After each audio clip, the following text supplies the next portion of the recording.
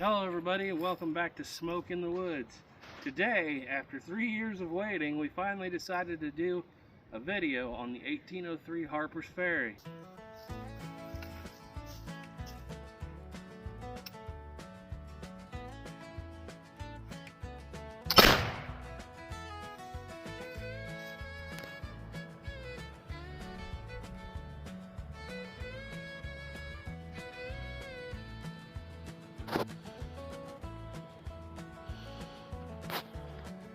Okay, so this 1803 Harpers Ferry is not your everyday run-of-the-mill replica.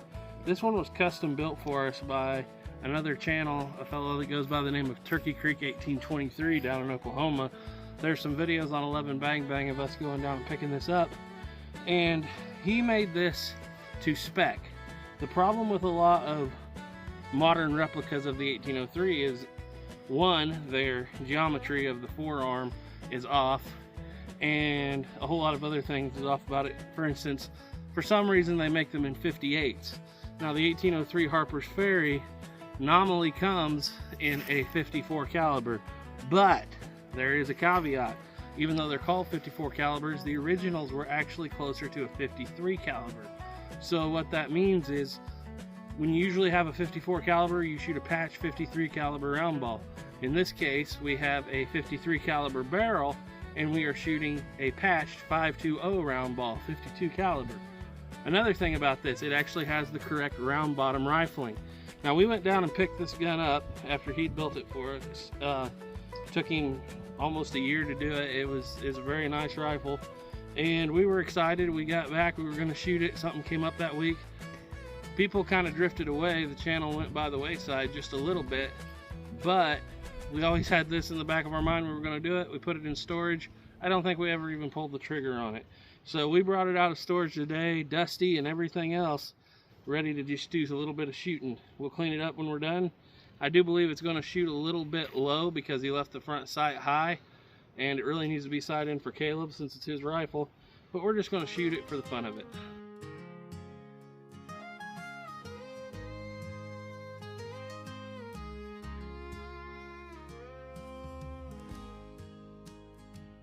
And sometimes you forget and leave your patch knife at home, and you have to do everything with a 6-foot long sword. And then let's see, this is actually our second shot of the day. Let's see how well this round bottom rifling allows this to load. Steel ramrod, by the way. Once you get past the muzzle, it generally goes pretty easily.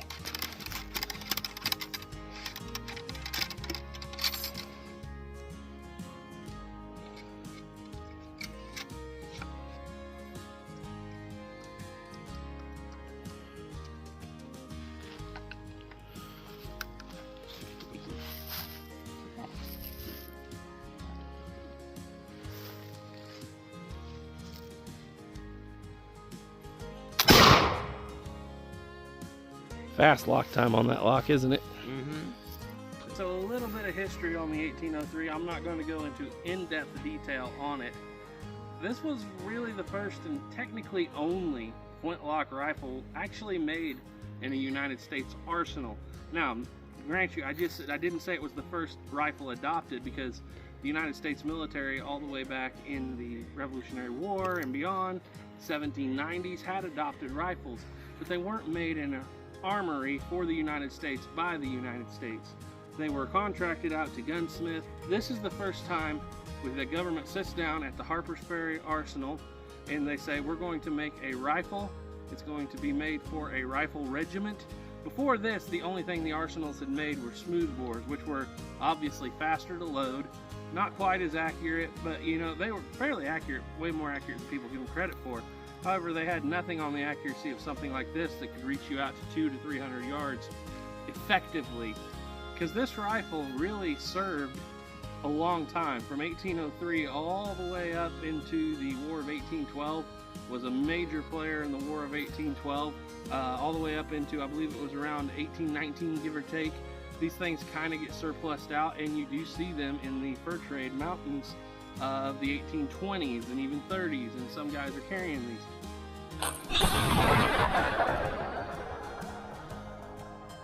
Now if you look at it, it looks suspiciously like a Hawken rifle, doesn't it? This is what we think of when we think of a Hawken rifle. But people don't realize that I don't think that there has ever been a flintlock Hawken rifle found. There's, at least not in the pattern that we think of with the short stock and, you know, that we think of the Mountain Man and Hawken rifle. Most of them are in percussion cap. I'm not saying there weren't any flintlock Hawkens that existed. There probably was. All the records we see of them going to the mountains, they're percussion cap, half stock rifles like this. I should say it has this piece under the barrel that helps hold rigidity for the ramrod, and it does look like a Hawken. Well, it's interesting, Jake Hawken actually worked at Harpers Ferry when this was developed and made, and so this, I do believe, has a strong influence on the Hawken rifles of the 1830s, 40s, 50s. The Hawken rifle that we think of today really didn't get into service hard until the 1840s and 50s, after the heyday of the Mountain Man. But this would have been there during the heyday of the Mountain Man. Now, I'm not going to go into all the history on it. Turkey Creek 1823, the man who built this rifle, has a pretty good in-depth history video on the 1803 and how it possibly made it to the mountains and the fur trade. And another person that has it is Revere 0311.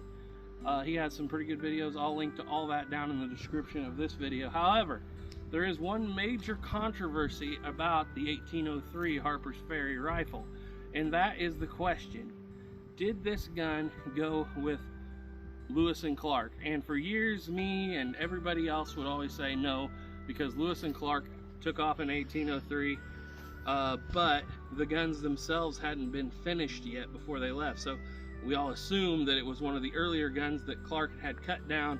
He wanted big bore rifles to go on the expedition with in case they ran into grizzly bears and whatnot, but he wanted them shorter, lighter, you know, half stock, whatever it is. And for many years we assumed that he took 15 rifles. We knew that. For many years we assumed that the guns hadn't been made yet. Several years ago, serial number 15 was found, and wouldn't you know it, it was an 1803 Harpers Ferry, just like this. A few differences. I think the general consensus now is that yes, they did take these on the expedition, Lewis and Clark, but they were prototypes, 15 prototypes of the guns that would come out later. There's still arguments about whether or not there were even enough people in the factory before they left to make them, to take. But you know, now the argument is back, and I do believe there seems to be sufficient evidence to say that the 1803 Harpers Ferry did make the trip with Lewis and Clark. Alright, so we're not shooting for a whole lot of accuracy today. Over there on that sandbar, about 50 yards away, is a piece of bark. It's about 6 inches wide. And like I said, we have not filed the sight for this because it's Caleb's rifle, and it really needs to be sighted for him.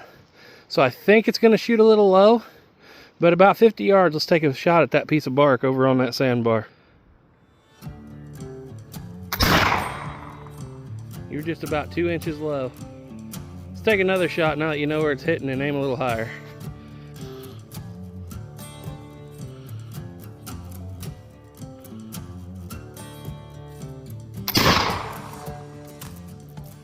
Noah's wetting a patch to clean with. He really doesn't want to test out his new capote in the water. You know, they say wool's a good insulator even in the water. Yeah. You don't believe them? Oh, I just don't have to keep my options wet and let them dry again. We are priming with 4F, and today we're actually shooting with a Swiss 2F. We usually use homemade powder, but this time it happened to be in the horn we were using.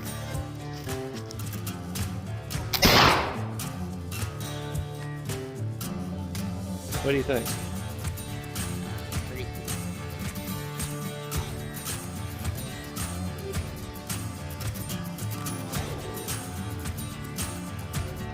Another kind of cool innovation of the 1803 Harpers Ferry, as far as a military gun for the United States, is of course we have our patch box with a button and a spring. And we're going to wipe this bore because it is getting a little bit sticky. The jag simply threads on the back side of the rammer. Thing I've noticed here, I've been shooting my homemade powder for a couple of years now, and it's not as powerful as Swiss, but it's actually cleaner than Swiss. This is really leaving some fouling behind. So guys, we have put A lot of ammo through this gun today, not one clack. That is a really good lock. Well done, Turkey Creek. Okay guys, last shot of the day, and I'm going to take it.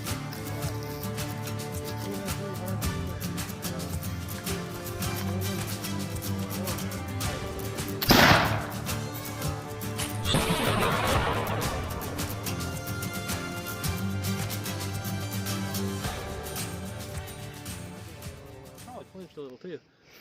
Well, the 1803 Harpers Ferry, the only shot I've taken with it thus far. Noah's took quite a few shots.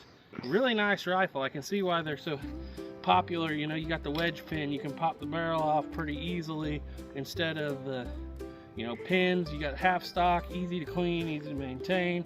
You can see why the military liked them. I can see why the explorers liked them, and I see why the mountain men liked them. Really nice piece of work. Turkey Creek, if you're watching this, did a really good job on making a truly authentic 1803 Harpers Ferry, which is something that's very hard to come by unless you buy an original. So this one, you know, doesn't have 220 plus years of fouling in it, so that's pretty nice as far as how it shoots. I think we'll get Caleb geared up with this, get that sight filed down. Maybe we'll get it ready for rendezvous. What do you say, Noah? Sounds good. All right, thanks for watching, everybody. We'll see you later.